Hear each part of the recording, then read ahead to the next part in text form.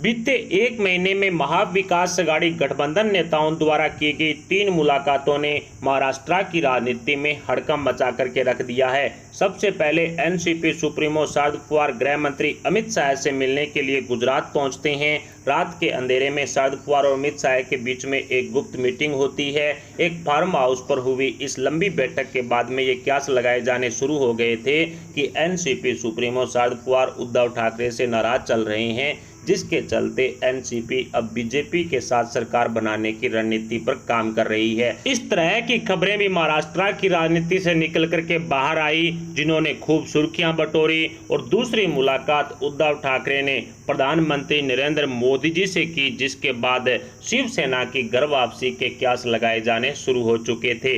आपको ज्ञात ही होगा कि एनसीपी सुप्रीमो शरद पवार और शिवसेना प्रमुख उद्धव ठाकरे के बीच में दरार काफी ज्यादा बड़ी हो चुकी है और उस दरार को भरने की बजाय अब उद्धव ठाकरे शरद पवार का साथ छोड़ने का फैसला कर चुके हैं और इसी कारण शरद पवार का फोन कॉल तक उद्धव ठाकरे नहीं उठाते। इस तरह के आरोप खुद शरद पवार की तरफ से पूर्व में भी लगाए गए हैं। अब प्रधानमंत्री नरेंद्र मोदी जी से मिलकर के शिवसेना की घर वापसी को लेकर के रणनीति बनने की जो बात है वो भी सामने आ चुकी है। इस तरह के क्यास लगाए जा रहे हैं और अब जिस तरह से शिवसेना के नेताओं ने अपने सूरी बदल लिए हैं, उससे ऐसा साफ हो चुका है कि पीएम मोदी के साथ मिलकर शिवसेना घर वापसी की रणनीति बना चुकी है।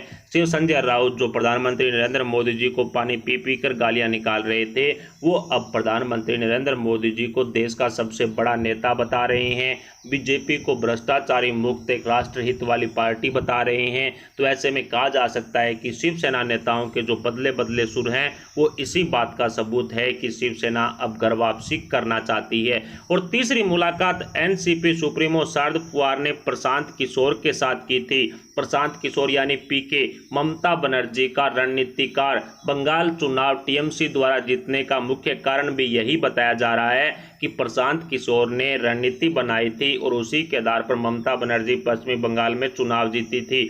अब एनसीपी सुप्रीमो शरद पवार प्रधानमंत्री बनने के ख्वाब देख रहे हैं, इसलिए एनसीपी सुप्रीमो शरद पवार ने पीके को महाराष्ट्र में आमंत्रित किया और दोनों के बीच में 3 घंटे से ज्यादा लंबी एक बैठक हुई। बताया जा रहा है कि इस बैठक में कांग्रेस के खिलाफ एक मजबूत फ्रंट बनाने की रणनीति पर बातचीत हुई है। जी हां दोस्तों, भारतीय जनता पार्टी यानी मोदी सरकार के खिलाफ एक मजबूत विपक्ष बना करके चुनाव लड़ने की तैयारी शरद पवार कर रहे हैं, जिसमें कांग्रेस को दरकिनार कर दिया गया है, यानी कि कांग्रेस अलग है और इसके अलावा अन्य सभी पार्टियां एक होकर के एक विपक्षी दल बनाए, एक संगठन बनाए, एक गठबंधन करे और उस गठबंधन का नेता शरद पवार हो, यानी कि प्रधानमंत्री पद का उम्मीदवार एनसीपी सुप्रीमो शरद पवार को बना दिया जाए।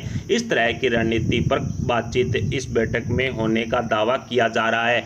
कुल मिलाकर के कहा जा सकता है कि एनसीपी सुप्रीमो शरद पवार द्वारा अपनी ही पार्टनर कांग्रेस के खिलाफ इस तरह की रणनीति बनाने से राहुल बाबा और सोनिया माता नाराज हो चुके हैं और यही कारण रहा कि नाना पटोले की तरफ से महाविकास अघाड़ी गठबंधन से अलग होने का फैसला ले लिया गया और उनकी तरफ से इस तरह का आधिकारिक ऐलान भी कर दिया गया। यानी कि महाराष्ट्र के नेताओं की इन 3 मुलाकातों ने महाविकास अघाड़ी गठबंधन सरकार में खलबली मचा करके रख दी और महाविकास अघाड़ी गठबंधन सरकार गिरने के क्यास लगाए जाने शुरू हो गए थे।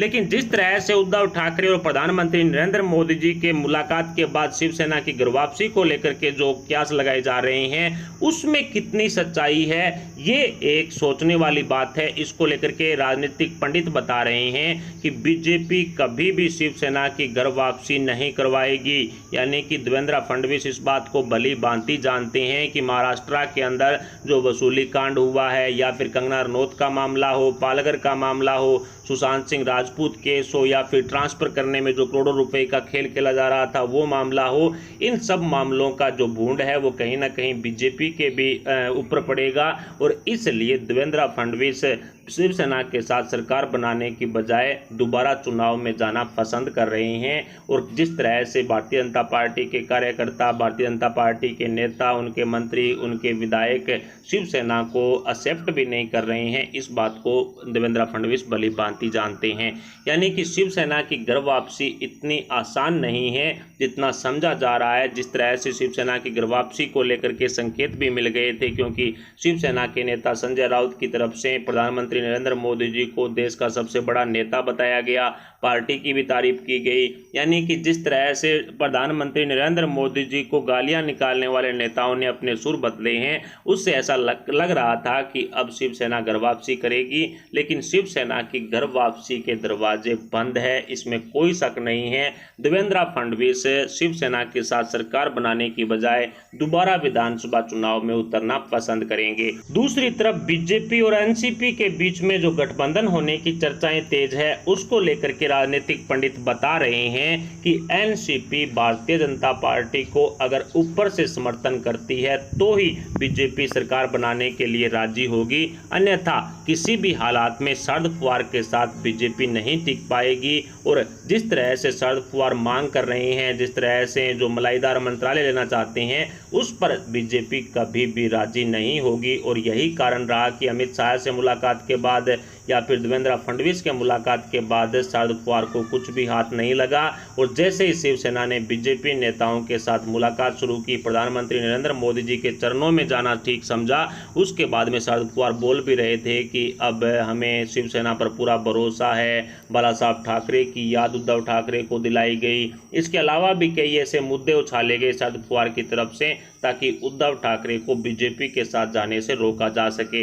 यानी कि एनसीपी और बीजेपी के बीच में भी कोई बैठता हुआ नजर नहीं आ रहा है। इसके अलावा शिवसेना की घर वापसी बीजेपी कभी भी नहीं करवाएगी, या यूं कहें कि प्रधानमंत्री नरेंद्र मोदी जी ने उद्धव ठाकरे को सांत्वना देकर के कहीं ना कहीं शिवसेना के साथ एक बड़ी चाल चल दी है। और इस चाल में उद्धव ठाकरे फंसते हुए नजर आ रहे हैं। यही कारण रहा कि बीजेपी नेताओं की तारीफ शिवसेना की तरफ से हो रही है और कांग्रेसी नेता यानी कि सोनिया गांधी हुए, राहुल गांधी हुए, प्रियंका गांधी वाड्रा हुए, इनको दरकिनार करने का काम उद्धव ठाकरे कर रहे हैं। और तीसरी तरफ जो तीसरी मुलाकात थी पीके के साथ शरद पवार की, उसको लेकर के तो साफ ही हो चुका है कि कांग्रेस इसको कभी भी बर्दाश्त नहीं करेगी। कांग्रेस अपने नेताओं के कटते हुए पेड़ देखना नहीं चाहती है और यही कारण रहेगा कि राहुल गांधी का भविष्य वो पूरी तरह से खतरे में पड़ेगा। एनसीपी सुप्रीमो शरद पवार यदि एक मजबूत विपक्ष का फ्रंट बनाना चाहते हैं तो ये साफ जाहिर है कि राहुल गांधी का पत्ता फिर कटेगा और राहुल गांधी का कटता हुआ पत्ता कांग्रेस देख नहीं पाएगी। ऐसे में सोनिया माता महाविकास अघाड़ी गठबंधन सरकार से बाहर निकलने का फैसला ले चुकी है। खास करके एनसीपी और कांग्रेस के बीच में जो दरार पड़ी हुई है उसकी वजह से उद्धव सरकार गिरने के क्यास लगाए जाने शुरू हो चुके हैं, क्योंकि कांग्रेस अब तगड़ा झटका उद्धव ठाकरे को इसी मुद्दे को लेकर के दे सकती है। फिलहाल महाविकास अघाड़ी गठबंधन सरकार में क्या भारतीय जनता पार्टी की तरफ से इस तरह की रणनीति बनाई गई है जिसमें कि शिवसेना की घर वापसी संभव ना हो पाए? क्या इस पर किसी तरह की बातचीत प्रधानमंत्री नरेंद्र मोदी जी और उद्धव ठाकरे के बीच में हुई है? इस पर आप अपने विचार हमें कमेंट बॉक्स में जरूर बताएं। साथ ही हमें यह भी बताएं कि कांग्रेस की तरफ से शरद पवार को सबक सिखाने के लिए क्या इस तरह से महाविकास अघाड़ी गठबंधन छोड़ दिया जाएगा?